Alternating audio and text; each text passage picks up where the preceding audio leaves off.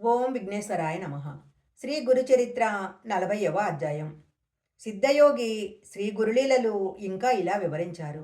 గంధర్వపురానికి ఒకరోజు నరసింహశర్మ అనే కుష్ఠరోగి వచ్చాడు. అతనది యజుశాఖ, గార్గ్య గోత్రము. అతడు స్వామికి నమస్కరించి చేతులు కట్టుకొని ఇలా మనవి చేసుకున్నాడు. స్వామి, మీరు సాక్షాత్తు పరంజ్యోతి స్వరూపులని, భక్తులపై వాత్సల్యంతో ఇలా భూమి మీద అవతరించారని తెలిసి మిమ్మల్ని ఆశ్రయించటానికి వచ్చాను. నా జన్మ ఈ కాలి కింద మట్టి వలె వ్యర్థమైపోయింది. నాకీ కుష్ఠవ్యాధి రావడం వలన ఎవరూ నా ముఖం కూడా చూడకుండా నన్ను తిట్టుకుంటున్నారు. నేను వేదం అభ్యసించినప్పటికీ ఈ వ్యాధి వలన ఎవరూ నన్ను భోజనానికి కూడా పిలవటం లేదు. అందరికీ జుగుస్తా కొలుపుతూ ఇలా బ్రతకటం కంటే చచ్చిపోవటం మేలు అనిపిస్తుంది. ఎన్నో జన్మలలో చేసిన పాపాలన్నీ పేరుకొని నన్ను ఇప్పుడిలా కట్టి కుడుపుతున్నాయి. ఈ బాధ నేను భరించలేకున్నాను. ఈ తెల్ల కుష్ఠరోగం తొలగించుకోవటానికి ఎన్నో వ్రతాలు ఆచరించాను. ఎన్ని తీర్థాలు సేవించాను. దేవతలందరికో మొక్కాను. కానీ దేనివలన ఈ వ్యాధి కొంచెం కూడా తగ్గలేదు. చివరకు మీరే దిక్కు అని ఇక్కడికి వచ్చాను. నా పైన మీకు కూడా దయ లేకుంటే నా ప్రాణాలు ఇక్కడే వదలాలని నిర్ణయించుకున్నాను.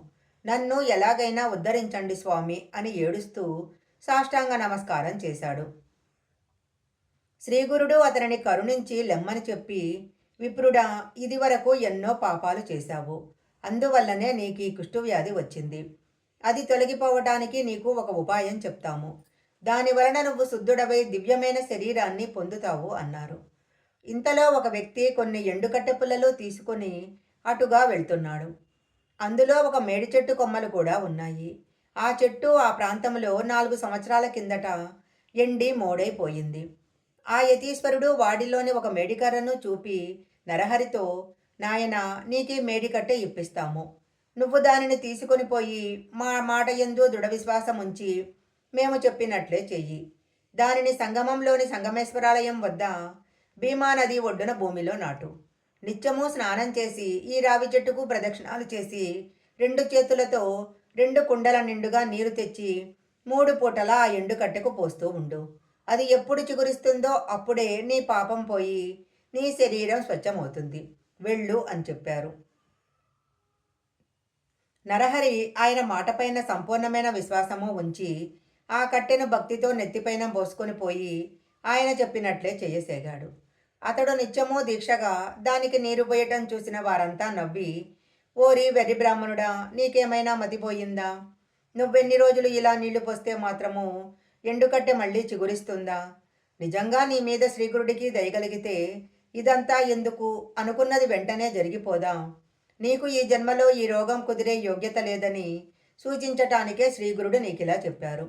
అలాంటప్పుడు ఈ జబ్బుకు తోడు ఇంత ప్రయాస ఎందుకు అని నిరుత్సాహపరుస్తూ ఉండేవారు. ఇలా 1 వారం రోజులు గడిచిపోయాయి.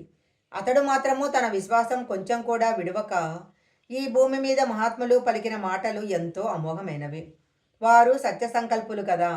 గురుదేవుల వాక్కు అసత్యం ఎలా అవుతుంది? వారి కృప వలన చచ్చిన వారెందరో బ్రతకగా లేనిది ఈ ఎండుకట్టె చిగురించటంలో ఆశ్చర్యమేముంది అని చెప్పి తాను మాత్రము తన నియమం ప్రకారం చేస్తుండేవాడు. అందరూ అతని పనికి ఆశ్చర్యపోతూ ఉండేవారు. వారిలో కొందరు వెళ్ళి శ్రీగురునితో, స్వామి, మీరు ఆ రోజున శ్రీకృష్ణరోగికి ఎందుకు అలా చెప్పారో కానీ ఆ వెర్రి బ్రాహ్మణుడు ఆ మాటలు పట్టుకొని వారం రోజుల నుంచి నీరైనా తాగకుండా ఆ ఎండుకట్టెను సేవిస్తున్నాడు. ఎవరెన్ని చెప్పినా వినడం లేదు. అతని పిచ్చి అతనికి ఆనందమైనట్లున్నది.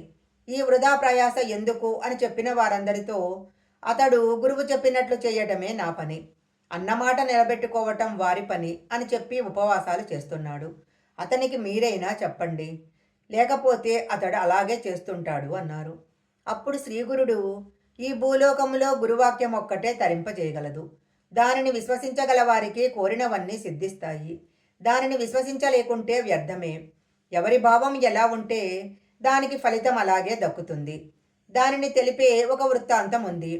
దేవత, మంత్రము, వైద్యుడు, పుణ్యతీర్థము, గురువు, వీటి పట్ల ఎవరికి ఎలాంటి భావం ఉంటుందో వారి ప్రాప్తం కూడా అలాగే ఉంటుంది. ఈ సంసార సాగరాన్ని దాటటానికి దృఢమైన భక్తితో, యుక్తితో సులభమైన సాధనము గురువును సేవించటమే. గురువే సాక్షాత్తు పరమేశ్వరుడన్న భావనతో సేవించగలిగిన వారికి ఫలితం వెంటనే దక్కుతుంది.